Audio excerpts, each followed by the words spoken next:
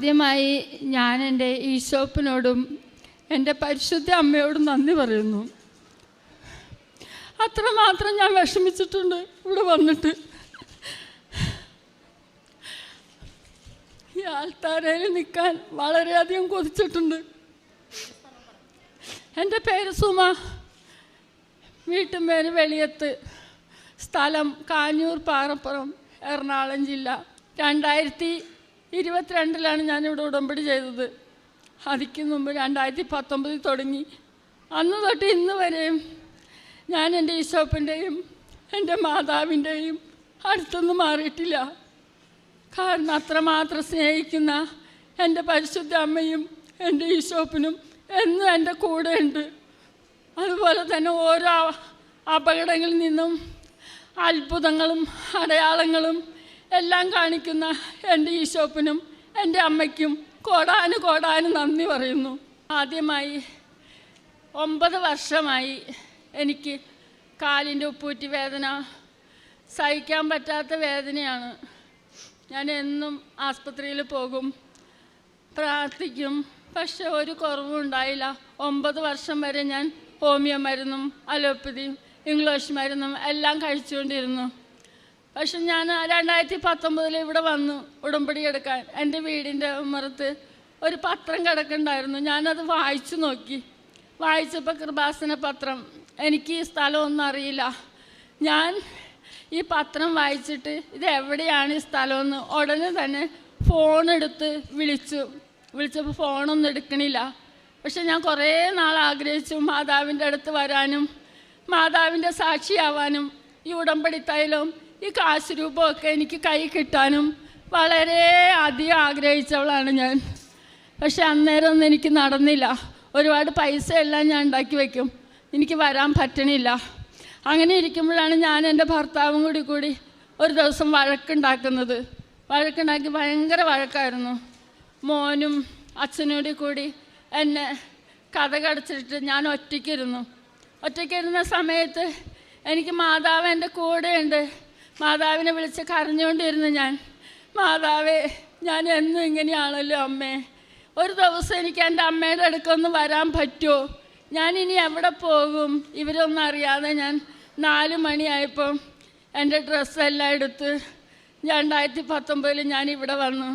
ഈ ആൾത്താരയിൽ നിന്ന് പ്രാർത്ഥിച്ചിട്ട് ഉടമ്പടി എടുക്കാനായിട്ട് അങ്ങ് അവിടെയാണ് ഉടമ്പടി കൊടുത്തുകൊണ്ടിരിക്കുന്നത്. എനിക്കറിയില്ല ഉടമ്പടി എങ്ങനെ എടുക്കണം, ഏത് രീതിയിൽ ചെയ്യണം എന്നൊന്നും എനിക്കറിയില്ല. ഞാൻ ഇവിടെ വന്നെന്ന് ഒരുപാട് കരഞ്ഞ് ഞാൻ അവിടെ പോയി നിന്ന് എനിക്ക് ഉടമ്പടി പത്രം എല്ലാം കിട്ടി കഴിഞ്ഞപ്പോൾ എനിക്കിത് എന്ത് ചെയ്യണമെന്ന് അറിയില്ല. ഞാൻ അവിടെ നിന്നുവെച്ചും അങ്ങോട്ടും ഇങ്ങോട്ടും നോക്കൽ തുടങ്ങി. എല്ലാവരും എഴുതുന്നുണ്ട്. അപ്പോൾ ഞാൻ എഴുതാനായിട്ട് ഒരു പേനയൊക്കെ ചോദിച്ചു ഓരോരുത്തരോട്. അപ്പോൾ അടുത്ത് നിന്ന് ആൾ ചോദിച്ചു, മോളെ നീ ഹിന്ദു ആണെന്ന് ചോദിച്ചു. ഞാൻ അതേന്ന് പറഞ്ഞു. ഉടനെ തന്നെ എൻ്റെ കയ്യിൽ നിന്ന് ആ പത്രം എല്ലാം വാങ്ങിച്ചെടുത്തേച്ച് പറഞ്ഞു, ഇവിടെ വന്നതെന്ന് മാതാവിനോട് പറഞ്ഞാൽ മതി, എല്ലാം ശരിയായിക്കോളും, പ്രാർത്ഥിച്ചിട്ട് പൊക്കോളാൻ പറഞ്ഞു.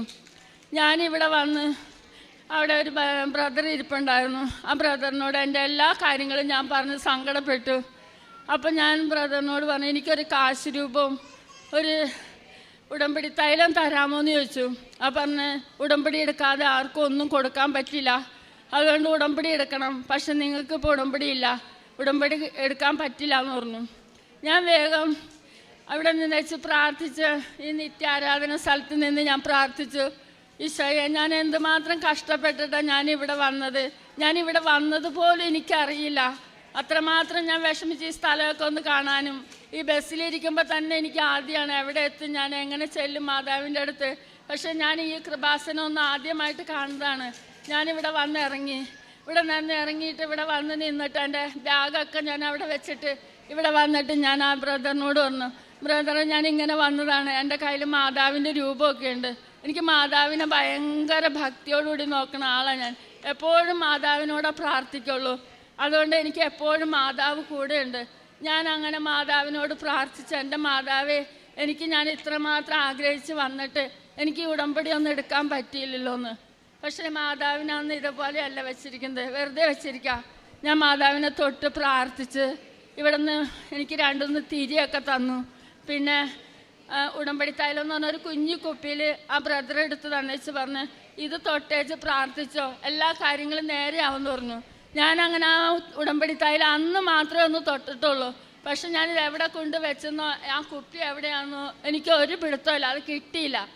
ലാസ്റ്റ് ഞാൻ മാതാവിനോട് പ്രാർത്ഥിച്ചു, മാതാവേ ഉടമ്പടി തൈലം എവിടെ പോയെന്ന് അറിയില്ല, അത് പോയ വല്ല ദോഷമുണ്ടോ എന്ന് ചോദിച്ചു. അപ്പോൾ കുഴപ്പമൊന്നുമില്ല. ഞാൻ പിന്നെ എല്ലാ മാസവും ഇവിടെ വരും, എല്ലാ മാസവും വന്ന് അച്ഛൻ്റെ ധ്യാനം കൂടും, ഭക്തിയോടുകൂടി ഇരുന്ന് ശ്രദ്ധിക്കും. അതുപോലെ ഞാൻ എല്ലാം ചെയ്യാൻ തുടങ്ങി. ഞാൻ ഉടമ്പടി എടുത്തില്ല.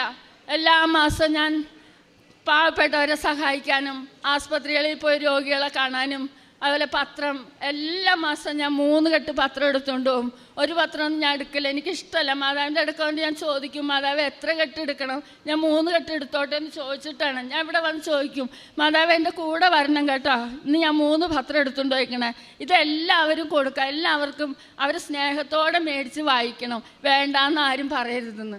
അങ്ങനെ ഞാൻ എല്ലാവർക്കും പത്രങ്ങളും കാശ് രൂപവും എല്ലാം ഞാൻ കൊണ്ടു കൊടുക്കും. പക്ഷേ എനിക്കൊരു കാര്യം കിട്ടി, ഞാനിവിടെ പ്രാർത്ഥിക്കാൻ കൂടെ വരുമ്പോൾ എൻ്റെ കൂടെ വേറെ ആൾക്കാരുണ്ടാവും. ഇപ്പം എൻ്റെ സങ്കടങ്ങൾ കണ്ടിട്ട് അവരെനിക്ക് ഉടമ്പടി തൈലം തരും, തിരി തരും. എല്ലാം ഞാൻ ഭക്തിയോടുകൂടി നിന്ന് പ്രാർത്ഥിച്ച് എല്ലാ മാതാവിൻ്റെ കാര്യങ്ങൾ കറക്റ്റായിട്ട് ഞാൻ ചെയ്യും. വെളുപ്പിന് എഴുന്നേക്കും, ഉടമ്പടി എടുത്തില്ലെങ്കിലും വെളുപ്പിന് എഴുന്നേറ്റ് 4:30 ആകുമ്പോഴത്തേനും എൻ്റെ കുളിയെല്ലാം കഴിഞ്ഞ് ഞാൻ തിരിയെല്ലാം കത്തിച്ചതിന് ശേഷം പിന്നെ എന്ത് ചെയ്യാറുള്ളൂ. പിന്നെ എൻ്റെ ഉടമ്പടി തിരി തീർന്നു പോയി. അപ്പോഴും എനിക്ക് സങ്കടമായി. അന്നേരം ഞാൻ എന്ത് ചെയ്തെന്ന് വെച്ചാൽ പുറത്തുനിന്നുള്ള തിരിയൊക്കെ വാങ്ങിച്ചിട്ടുണ്ടാവും, ഞാൻ അതെല്ലാം കൂട്ടി വെച്ചിട്ട് തിരി പോലെ ഉണ്ടാക്കിയിട്ട് അങ്ങനെ കത്തിച്ചാണ് ഞാൻ എന്നും ഉടമ്പടി പ്രാർത്ഥന ചെല്ലണത്. ഞാൻ ഇവിടുന്ന് ഉടമ്പടി പ്രാർത്ഥനയുടെ ബുക്കെല്ലാം വാങ്ങിച്ചുകൊണ്ട് പോണേ. പക്ഷെ ബൈബിൾ എന്താണെന്ന് എനിക്കറിയില്ല, ഞാൻ ബൈബിളൊന്നും വായിക്കലുണ്ടായില്ല. എനിക്ക് ബൈബിളൊക്കെ ഉണ്ട് എൻ്റെ കയ്യിൽ, പക്ഷെ ഞാൻ തൊടാറില്ല. അങ്ങനെ ഞാൻ ഉടമ്പടി 2019 2020 ആയപ്പോഴത്തേനും എനിക്ക് കൊറോണ വന്നു. കൊറോണ വന്നത് ഞങ്ങൾ കോട്ടയത്ത് മോളെ കെട്ടിച്ചാണ് സ്ഥലമാണ്, അവിടെ വെച്ച് ഞങ്ങൾക്ക് കൊറോണ വന്നു, എനിക്കും മോനും. അവിടെ നിന്ന് തിരിച്ച് വന്നപ്പോൾ മണികണ്ഠൻ നായരുടെ വാർത്തയിൽ വരെ ഈ അമ്മേൻ്റെയും മോൻ്റെയും കൊറോണയുടെ കാര്യത്തെ പറ്റിയാണ് കേട്ടത്. കോട്ടയം സമ്പർക്കം, അമ്മയ്ക്കും മോനും കൊറോണ. എനിക്ക് ഭയങ്കര പേടിയായിരുന്നു. കാരണം എന്താ വെച്ചാൽ എൻ്റെ മാതാവേ എന്നെ ആംബുലൻസിലൊന്ന് കൊണ്ടുപോകണം, എനിക്ക് പേടിയാണ് കേട്ടോ, 108 എന്നെ കൊണ്ടുപോകരുത്. പക്ഷെ അമ്മ പറയും, നീ പേടിക്കണ്ട, ഞാൻ നിൻ്റെ കൂടെ അല്ലേ, നീ എന്തിനാ ഭയപ്പെടണേ എന്ന് ചോദിക്കും. അങ്ങനെ വൈകുന്നേരമായി 6 മണിയായപ്പോൾ ഞങ്ങൾക്ക് കോള് വന്നു, വണ്ടി വന്നിട്ടുണ്ട്, നിങ്ങൾ കയറിക്കോളാൻ പറഞ്ഞു. ഞാൻ പറഞ്ഞു, മാതാവ് 108 വന്നിരിക്കുന്നതെന്ന് ചോദിച്ചു. അങ്ങനെ ചെന്ന് നോക്കുമ്പോൾ ഒരു ഓട്ടോറിക്ഷയിൽ കയറി നല്ല ഭംഗിയായിട്ട് വന്നു. അങ്കമാലിയിൽ ചെന്നപ്പോൾ അവിടെ അവർ പറഞ്ഞു, അമ്മയ്ക്കും മോന് വേറെ വേറെ സ്ഥലം. അപ്പോഴും എനിക്ക് പേടിയായി, മാതാവേ ഞങ്ങൾ രണ്ടുപേരും വേറെ വേറെ സ്ഥലത്താണ് ആക്കാൻ പോണേ, ഈ അങ്കമാലിയിൽ ഞാൻ ഒറ്റയ്ക്ക് കഴിയണമല്ലോ മാതാവ്, എനിക്ക് ആകെ പേടിയാണ്. അപ്പോൾ തന്നെ ആ വേറൊരാൾ വന്നിച്ച് പറഞ്ഞു, നിങ്ങൾ കളമശ്ശേരിയിലേക്ക് വിട്ടോളാൻ പറഞ്ഞു. അങ്ങനെ കളമശ്ശേരി പോയി. കളമശ്ശേരിയിൽ ചെന്ന് നിന്ന് അപ്പം ഞങ്ങളോട് പറഞ്ഞു കൊറോണ ടെസ്റ്റ് ചെയ്യണമെന്ന് പറഞ്ഞു. ടെസ്റ്റ് ചെയ്തു. പിന്നെ ഞാൻ പറഞ്ഞു, എൻ്റെ മോനെ ഒരു മുറിയിൽ കിടത്തണം, കാരണം എനിക്ക് പേടിയാണെന്ന് പറഞ്ഞു. അങ്ങനെ അവർ ചിരിച്ചു. പിന്നെ ഇത്തിരി നേരം കഴിഞ്ഞ് ഞങ്ങൾ ചെന്നപ്പോൾ ഞങ്ങൾക്കൊരു നല്ല മുറി തന്നു, 2 കട്ടിൽ, 2 അളമാരി, നല്ലൊരു സൂപ്പർ മുറിയായിരുന്നു. അവിടെ ഞാനും എൻ്റെ മോനും 10-12 ദിവസം കഴിഞ്ഞു. 12 ദിവസം കഴിഞ്ഞ് 13ാമത്തെ ദിവസം എനിക്കൊരു നെഞ്ചിൽ വേദന വന്നു.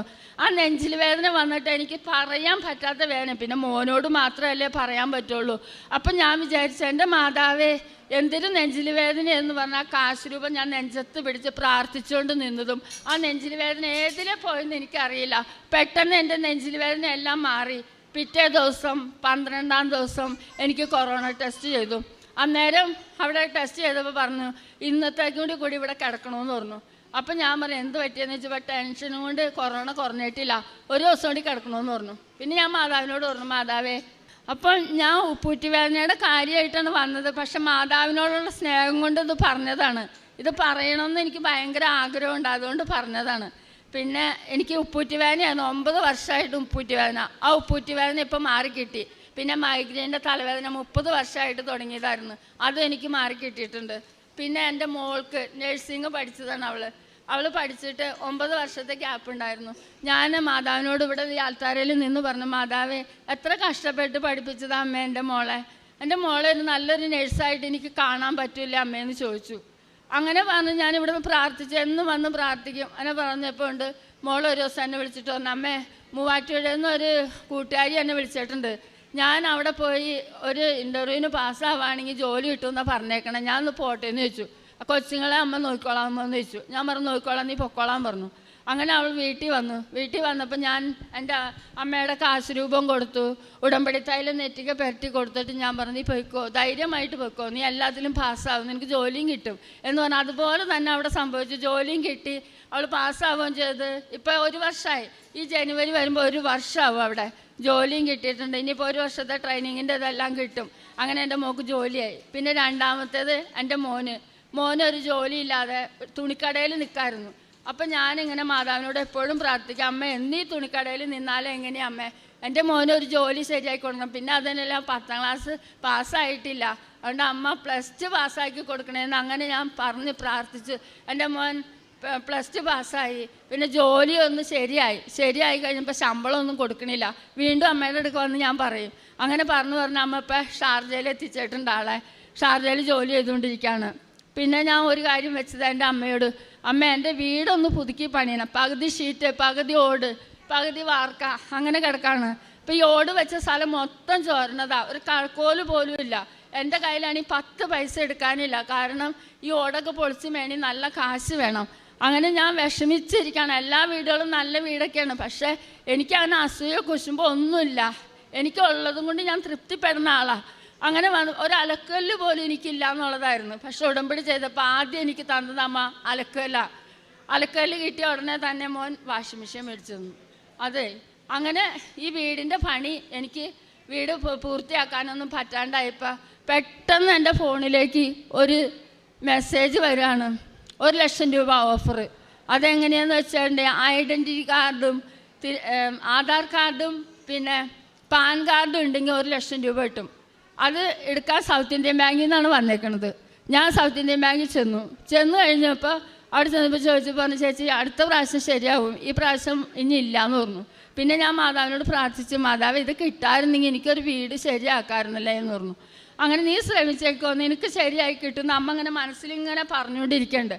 ഞാനങ്ങനെ വീണ്ടും സൗത്ത് ഇന്ത്യൻ ബാങ്കിൽ പോയി അന്വേഷിച്ചു പറഞ്ഞ് പാൻ കാർഡ് എടുത്തോന്ന് ചോദിച്ചു. എടുത്തില്ല എന്ന് പറഞ്ഞു. വേഗം ശരിയാക്കാൻ പറഞ്ഞു. ഞാനങ്ങനെ പാൻ കാർഡിനുള്ളത് കൊടുത്തു. 1 മാസം കഴിഞ്ഞപ്പോൾ പാൻ കാർഡിന് ശരിയായി കഴിഞ്ഞപ്പോഴാണ് പറഞ്ഞത് ആധാർ കാർഡിൻ്റെ എന്തോ പ്രശ്നം. അപ്പോൾ എന്നോട് പറഞ്ഞു 2 ആൾ വേണം അയൽവക്കത്തുള്ളത്, അതിന് 2 ആളെ വിളിക്കണം, ആ ആളെ വിളിച്ചിട്ട് ഇവിടെ വരാൻ പറഞ്ഞു. ഞാൻ നേരെ പോയത് എങ്ങനെയാണ്, ഈ ആധാരമൊക്കെ എഴുതുന്ന ആളുടെ അടുത്തേക്കാണ് പോയാൽ. അത് എഴുതിച്ച് കഴിഞ്ഞുകൊണ്ട് വില്ലേജ് ഓഫീസറുടെ അടുത്തേക്ക് ചെല്ലാൻ പറഞ്ഞു.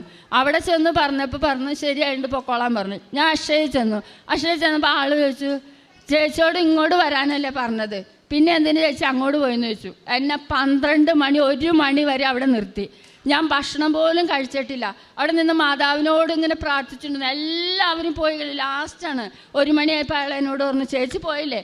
ഇല്ല പോയില്ല, എന്നാൽ വേഗം പോക്കോ, ഇപ്പം വില്ലേജ് ഓഫീസർ പോയിട്ടുണ്ടാവും, ചേച്ചി ഇതുകൊണ്ട് കാണിക്കുന്നു പറഞ്ഞ് ഒപ്പിട്ട് തന്ന് ഞാൻ കൊണ്ടുചെന്നു. അവിടെ ചെന്നപ്പോൾ സാറ് പറയാണ്, ഞാനത് അയച്ചിട്ടുണ്ടല്ലോ, എല്ലാം ശരിയായിട്ടുണ്ടെന്ന് പറയാണ്. ഞാൻ ഇവിടെ വന്നപ്പോൾ അക്ഷയയിലെ സാറ് പറയാണ്, അയ്യോ ഇതെങ്ങനെ ശരിയായി, ചേച്ചി അവിടെ പോലെ എത്തിയില്ലല്ലോ, അതിക്കൊന്നും ഇവിടെ ശരിയാക്കി കിട്ടിയിട്ടുണ്ടല്ലോ എന്ന്. അങ്ങനെ ഒരു അത്ഭുതം ഉണ്ടായി എനിക്ക്. പിന്നെ പിടിയിൽ നിന്ന് എനിക്ക് 1 ലക്ഷം രൂപ പാസ്സായി കിട്ടി. ഞാൻ പെട്ടെന്ന് തന്നെ എൻ്റെ പണി, ഒരു ബാത്റൂമും പിന്നെ ഒരു മുറിയും അത് പണിയാൻ പറ്റി. ആ 1 ലക്ഷം രൂപയും കൊണ്ട് തന്നെ എനിക്കത് വാർത്തെടുക്കാൻ പറ്റി. വേറെ പണിയൊന്നും കഴിച്ചിട്ടില്ല, വാർത്തിട്ടു. പിന്നെ അതിൻ്റെ ബാക്കി ബാലൻസ് കിടക്കുന്നുണ്ട്. അപ്പം ഞാൻ ഈ ഓടാണെങ്കിൽ പൊളിക്കണം. ഓട് പൊളിച്ച് കഴിഞ്ഞപ്പം എനിക്ക് ഭയങ്കര സങ്കടം. എന്താണെന്ന് വെച്ചിട്ടുണ്ടെങ്കിൽ ഇനി ഇതും ഈ വാർക്കണ്ട, എന്നാലും ഇതെങ്ങനെ ഷീറ്റ് മേയാന്ന് വിചാരിച്ച് ഷീറ്റ് മേയാൻ പോയപ്പോൾ ഞാൻ ചേട്ടനോട് എൻ്റെ ചേട്ടാ ഇച്ചിരിയും കൂടി അല്ലേ ഉള്ളൂ, ഇതങ്ങോട്ട് വാർത്തകളാന്ന് പറഞ്ഞു. പിന്നെ കാശ് എവിടെയെന്ന് ചോദിച്ചു. കാശൊന്നുമില്ല, അത് മാതാവ് തരും എനിക്ക്, ഒക്കെ ശരിയാവും ചേട്ടാ, ഇതന്നെ നല്ല വിശ്വാസത്തോടുകൂടി തന്നെ ഞാൻ ഇരിക്കുകയാണ്, ഇത് മാതാവ് ശരിയാക്കുമെന്ന്. അങ്ങനെ അത് പൊളിച്ചു കഴിഞ്ഞ് കഴിഞ്ഞപ്പോൾ പുള്ളി പറയാ, ഇനി ഇത് ഷീറ്റ് തന്നെ മേഞ്ഞാൽ മതി, അല്ലാതെ ഇത് നടക്കൂലെന്ന് പറഞ്ഞു. അപ്പം ഞാൻ മാതാവിനോട് ഇങ്ങനെ ഉള്ളൊരുക്കൊണ്ടിരുന്നു, മാതാവേ ഇത് ഷീറ്റ് വയ്ക്കാൻ പോകണോ, ഇനി ഇത് എന്നാ ഇത് വാർത്ത കിട്ടണേ അങ്ങനെ പറഞ്ഞു. പണിക്കാരെല്ലാവരും വന്നിച്ച് പറഞ്ഞു, എൻ്റെ ശശിയേട്ടാ ഇത് ഓട് വെക്കേണ്ട, ഷീറ്റ് വേണ്ട, ഇത് ഇത്തിരിയും കൂടി അല്ലേ ഉള്ളൂ, വാർക്കാൻ പറഞ്ഞു. അങ്ങനെ അത് അവിടെ ഇട്ടേക്കാണ്. എനിക്ക് നല്ല ഉറപ്പുണ്ട് എൻ്റെ മാതാവ് എനിക്ക് അതും വാർത്ത് തരുമെന്നുള്ളത് നല്ല ഉറപ്പുണ്ട്. ഞാൻ തുറന്നിട്ടേക്കപ്പം ഇന്നലെയൊക്കെ മഴ പെയ്ത് വെള്ളമൊക്കെ വീണ്, എന്നാലും എനിക്കൊരു ഭയം തോന്നിയില്ല.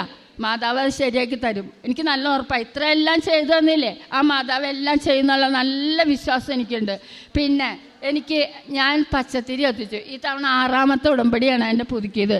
അത് പുതുക്കിയപ്പം എനിക്ക് പച്ചത്തിരി കത്തിച്ചപ്പം എൻ്റെ കയ്യിൽ നിന്ന് ഒഴുകി വന്നപ്പം കൈ പൊള്ളുമ്പോൾ ഞാൻ മാതാവിനോട് പറയും, മാതാവേ എൻ്റെ കൈ പൊള്ളിയാലും ഇതെനിക്ക് അനുഗ്രഹമായി മാറണം കേട്ടോ എന്ന് ഞാൻ എപ്പോഴും പറയും. കൈ പൊള്ളി ഒന്നും വിചാരിക്കാറില്ല, അയ്യോ എൻ്റെ കൈ പൊള്ളിയില്ലോ, അയ്യോ ഇതെന്ത് ചെയ്യുക, അങ്ങനെയൊന്നും ഞാൻ വിചാരിക്കില്ല. മാതാവിനോട് പറയും, മാതാവേ എൻ്റെ കൈ പൊള്ളിയതൊന്നും എനിക്കിത് അനുഗ്രഹമാക്കി മാറ്റി തന്നുമെന്ന് പറഞ്ഞു. അങ്ങനെ ഈ 2-3 ദിവസം മുമ്പ് എൻ്റെ കയ്യിൽ നിന്ന് ഇങ്ങനെ ഒഴുകി ഇങ്ങനെ വന്നിട്ട് മാതാവിൻ്റെ രൂപമായിട്ട് നിന്നു. എനിക്കത് ഭയങ്കര സന്തോഷം, സങ്കടം എല്ലാം കൂടി വന്നു. ഞാൻ ഇവിടെയുള്ള എല്ലാവരെയും കാണിച്ചു കൊടുത്തു. എല്ലാവരും ഫോണിൽ കൂടിയും ഒക്കെ എടുത്തിട്ടുണ്ട് അത്. പിന്നെ എൻ്റെ ഫോണിലും ഞാൻ എടുത്തു. അങ്ങനെ അതൊരു അത്ഭുതം. പിന്നെ എനിക്ക് ജപമാല തന്നിട്ടുണ്ട് മാതാവ്. ഇതാണ് ആൽത്താരയിൽ വെച്ച് വന്ന ജപമാല. ഇതെനിക്ക് എൻ്റെ മാതാവ് തന്നതാണ്. ഞാൻ ഇവിടെ നിന്ന് പ്രാർത്ഥിച്ചുകൊണ്ട് നിന്നപ്പോൾ എനിക്ക് ഉറക്കം വന്നു. മാതാവേ ഏത് ജപമാല ചൊല്ലിയാലും എനിക്ക് ഉറക്കം വരുന്നു, അതുകൊണ്ട് എൻ്റെ ഉറക്കം മാറ്റി തരണമെന്ന് പറഞ്ഞ് പ്രാർത്ഥിച്ചിട്ടുണ്ടെങ്കിൽ തൊണ്ടയ്ക്കകത്ത് ഇങ്ങനെ ഒരു മുഴ പോലെ ഇങ്ങനെ മുളച്ച് വന്ന് എനിക്ക് തൊണ്ട പൊട്ടുന്ന പോലെ ഞാൻ പ്രാർത്ഥിച്ചത്. ആ പ്രാർത്ഥിച്ച സമയത്ത് സെക്കൻഡ് നേരമുണ്ട് ഒരു 19 വയസ്സായ ഒരു പയ്യൻ വന്നിട്ട് എൻ്റെ പുറത്തിനിട്ട് ഒരു തോണ്ടി. അപ്പോൾ ഇവിടെ ആൾക്കാരൊക്കെ തിങ്ങി നിൽക്കുക. അപ്പം ഞാൻ വിചാരിച്ച സ്ഥലമില്ലാഞ്ഞിട്ട് എന്നെ തോണ്ടണയായിരിക്കുമെന്ന്. ഞാൻ വേഗം ഇങ്ങോട്ട് നീങ്ങിന്നു. വീണ്ടും രണ്ടാമത് ഒരു കൂടി തോണ്ടി, അപ്പോഴും നീങ്ങിന്നു. 3ാമത് തോണ്ടിയപ്പോൾ ഞാൻ തിരിഞ്ഞു നോക്കിയപ്പോൾ ഈ ജപമാല എൻ്റെ കയ്യിൽ വെച്ചിട്ട് അപ്പം ഒന്നും മിണ്ടിയില്ല, അങ്ങോട്ട് പോയി. അപ്പം ഞാൻ പറഞ്ഞു, അയ്യോ ഇത് ആരുടെയെങ്കിലും താഴെ പോയത് തന്നതായിരിക്കും എന്ന് ആദ്യം വിചാരിച്ചു. പിന്നെ ഞാൻ വിചാരിച്ചത് മാതാവിൻ്റെ ജപമാലയായിരിക്കും ഇത്. കാരണം ഞാൻ ജപമാലയെ പറ്റിയാണല്ലോ സംസാരിച്ചത്. അപ്പം മാതാവ് തന്നേക്കണെയാന്ന് ഉറപ്പിച്ചു ഞാൻ. അങ്ങനെ ഞാൻ ഇവിടെ പലരോടും പറഞ്ഞു ഇങ്ങനെ ജപമാല എനിക്ക് കിട്ടിയിട്ടുണ്ടെന്ന്. അങ്ങനെ ഞാൻ വീട്ടിൽ പോയി അവിടെ ചെന്ന് എല്ലാവരോടും ഞാൻ പറഞ്ഞു എനിക്ക് ജപമാല തന്നു മാതാവ് തന്ന ജപമാല എന്ന് പറഞ്ഞാൽ എല്ലാവരും തൊട്ട് പ്രാർത്ഥിക്കുകയും സുമ നിനക്ക് നല്ല അനുഗ്രഹം ഉണ്ടടി മാതാവിൻ്റെ എന്ന് പറയുകയും ചെയ്തു. അങ്ങനെ ആ ജപമാല ഇന്നും എൻ്റെ കയ്യിലിരിക്കുകയാണ്. 1.5 വർഷമായി ജപമാല എൻ്റെ കൈ കിട്ടിയിട്ട്. നല്ല സുഗന്ധമാണ്. വിശ്വാസ പ്രമാണം ചെല്ലിയാൽ മതി, അപ്പം വരും നല്ല സുഗന്ധം. അതുപോലെ എല്ലാവർക്കും ഇവിടെ വന്നാണ് മിക്കവർക്കും ഞാൻ കൊടുത്തിട്ടുണ്ട് ഈ ജപമാല പ്രാർത്ഥിക്കാനായിട്ട്. പിന്നെ ഞാൻ ഈ ജപമാല ഇങ്ങോട്ട് ബസ്സിൽ കയറിയപ്പോൾ ഒരു കൊച്ചിന്, അത് ക്രിസ്ത്യാനി കൊച്ചാണ്, ആ കൊച്ചിന് മാതാവിനെ ഇഷ്ടമല്ല. അപ്പം ഞാൻ പറഞ്ഞു, മോളെ നിനക്കെന്താ മാതാവിനെ ഇഷ്ടമല്ലാത്തതെന്ന് ചോദിച്ചു. ഞാൻ അങ്ങനെ പ്രാർത്ഥിക്കാറില്ല എന്ന് പറഞ്ഞു. അപ്പം ഞാൻ പറഞ്ഞു, നീ ജപമാല ചൊല്ലി പ്രാർത്ഥിക്കും, വിശ്വാസ പ്രമാണം ചൊല്ലി പ്രാർത്ഥിക്കാൻ പറഞ്ഞു, നിനക്ക് ഈ മാതാവിൻ്റെ സുഗന്ധം കിട്ടുമെന്ന് പറഞ്ഞു. അങ്ങനെ അവൾ കുറേ മടിച്ചു. പിന്നെ പത്രം കൊടുത്തിട്ടും വാങ്ങിച്ചില്ല. അതെൻ്റെ വീട്ടിൽ വരും എന്ന് പറഞ്ഞു. അങ്ങനെ ഞാൻ അവളുടെ പുറകെ പറഞ്ഞുകൊണ്ടിരുന്നപ്പോൾ ഇവൾ പറഞ്ഞു, എന്നാൽ ശരി ചേച്ചി ആ ജപമാല ഇങ്ങോട്ട് താട്ടേന്ന് പറഞ്ഞു. അങ്ങനെ ഇവൾക്ക് ആ ജപമാല ഞാൻ കയ്യിലേക്ക് കൊടുത്തു. ഇവൾ വിശ്വാസ പ്രമാണം ചൊല്ലി. മാതാവിനെ ഇഷ്ടമില്ലാത്ത ആളാണ്. വിശ്വാസ പ്രമാണം ചൊല്ലി. മാതാവിനെ വിശ്വാസ പ്രമാണമാണ് ചൊല്ലിയോടുകൂടി എനിക്ക് വരം കിട്ടിയെന്നുള്ളതാണ് ഈ മാതാവിൻ്റെ സുഗന്ധ ജപമാലയെന്ന്. അങ്ങനെ അവൾക്ക് വിശ്വാസം വന്നു. പിന്നെ എനിക്കൊരു ഷേർലി എന്ന് പറഞ്ഞ ഒരാളെ കിട്ടി. ആ ആൾക്ക് മാതാവിനെ കണ്ടുകൂടാ. പുള്ളിക്കാരത്തിൻ്റെ മോള് ഹിന്ദുവായിട്ടാണ് കല്യാണം കഴിച്ചിട്ടുണ്ട്. പിന്നെ ഒരു മുസ്ലിം ചെറുക്കനായിട്ട് സ്നേഹിച്ചിരിക്കുകയാണ്. പിന്നെ മോനുള്ളത് മാനസിക രോഗിയാണ്. അപ്പം ഞാൻ പറഞ്ഞു, നീ എന്തിയാ പള്ളിയിൽ പോകാത്തെ? നീ ക്രിസ്ത്യാനിയല്ലേ, ഞാൻ ഹിന്ദുവാണ്, നീ എന്താ പള്ളിയിൽ പോകാത്തെ? നീ കുമ്പസാരിക്കും കുർബാന കൈക്കൊള്ളുന്ന ആളല്ലേ, നീ എൻ്റെ കൂടെ വാ, നീ കൃപാസനത്തിലേക്ക് വാ, മാതാവാണ്, ഞാനല്ല നിന്നെ വിളിക്കണേ, മാതാവാണ് വിളിക്കണേന്ന് പറഞ്ഞു. അപ്പോൾ ഇവൾ എന്നോട് പറഞ്ഞു, ചേച്ചി ഞാനിപ്പോൾ വരുന്നില്ല, ഈ ബാഗിൽ എൻ്റെ കുറേ സാധനങ്ങളുണ്ട്. ഞാൻ എന്താണെന്ന് ചോദിച്ചു. ഇത് മുസ്ലിം പള്ളിയിൽ നിന്ന് എനിക്ക് ഓതി കിട്ടിയ സാധനങ്ങളാണെന്ന് പറഞ്ഞു. കുറേ ചരടുകളൊക്കെ ഉണ്ടെന്ന് പറഞ്ഞു. ഇത് കൊണ്ടുപോയി കളഞ്ഞിട്ട് വേണം ഞാൻ ചേച്ചിയുടെ കൂടെ വരാമെന്ന് പറഞ്ഞു. ഞാൻ പറഞ്ഞു, അത് പറ്റില്ല, നീ ഇന്ന് തന്നെ എൻ്റെ കൂടെ വരണമെന്ന് പറഞ്ഞു. അപ്പോൾ ഇവൾ പറഞ്ഞു, ഞാൻ വരില്ല എന്ന് പറഞ്ഞു. പിന്നെ നീ അങ്ങോട്ട് പോകണമെന്ന് ചോദിച്ചു. എൻ്റെ ഭർത്താവിൻ്റെ പേരിൽ ഞാൻ കേസ് കൊടുത്തിട്ടുണ്ട്, ആ കേസ് കൊടുക്കുന്നതിന് വേണ്ടി പോകണമെന്ന് പറഞ്ഞു. ഞാൻ പറഞ്ഞു, കേസ് കൊടുക്കാൻ പിന്നെ ആവട്ടെ, നീ മാതാവിൻ്റെ അടുക്കിലേക്ക് വരാൻ പറഞ്ഞു. അങ്ങനെ ഇവള് ഒരുപാട് നേരം തർക്കിച്ച് നിന്ന് കഴിഞ്ഞപ്പോൾ കുറേ കാര്യങ്ങളൊക്കെ പറഞ്ഞു കൊടുത്തു. ഇവള് കരയൊക്കെ ചെയ്തു. പിന്നെ അപ്പം എന്നോട് ചോദിച്ചു, ചേച്ചി ഞാനിതും കൊണ്ട് ഇവിടെ മാതാവിൻ്റെ അടുക്ക വരുന്നത് ശരിയാണെന്ന് ചോദിച്ചു. ഞാൻ പറഞ്ഞു, നീ ഒന്നും പേടിക്കണ്ട, അതൊക്കെ വെറുതെയാണ്, നീ ആ ബാഗും കൊണ്ടുകൊണ്ട് വരാൻ പറഞ്ഞു. ഇവള് ജപിച്ച ചരടും ബാഗും ഒക്കെ ആയിട്ട് ഇവിടെ വന്ന് മാതാവിൻ്റെ അടുക്കെന്ന് പ്രാർത്ഥിച്ചു. അന്ന് തുടങ്ങി അവൾ ഇവിടെ വന്ന് പ്രാർത്ഥിക്കും, മാതാവിൻ്റെ കുമ്പസാരവും ജപമാലയും ഒക്കെ ചെല്ലുന്നുണ്ട്. ഇത് ഞാൻ ഒരു സഹോദരിക്ക് കൊടുത്ത ഒരു ഇതാണ്. പിന്നെ ഒരുപാട് പേരെ ഞാൻ ഇതിലേക്ക് വിളിച്ചു കൊണ്ടുവന്നിട്ടുണ്ട്. അതുപോലെ കാരുണ്യ പ്രവൃത്തികൾ ചെയ്തിട്ടുണ്ട്, പാവപ്പെട്ടവരെ സഹായിക്കാറുണ്ട്. ജപമാല റാണി ആവേ ആവേ ആവേ മരിയ.